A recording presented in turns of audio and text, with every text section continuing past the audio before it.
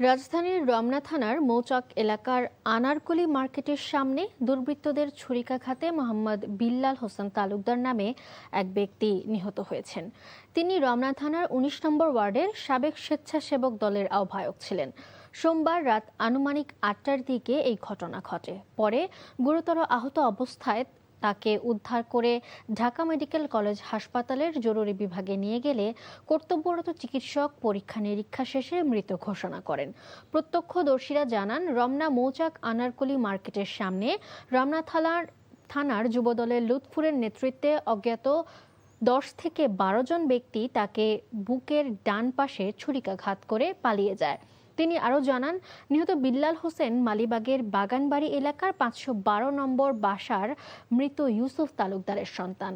তিনি পেশায় ইট বালু ব্যবসার সঙ্গে জড়িত ছিলেন। পরে ঘটনাস্থল পরিদর্শন করেন রমনা বিভাগের পুলিশ উপকমিশনার। এবং আমরা যারা প্রত্যক্ষদর্শী আছে তাদের সাথে কথা বলি, যারা এই অপরাধটি করেছে তাদেরকে খুঁজে বের করে আমরা আইনের আওতায় আনবো।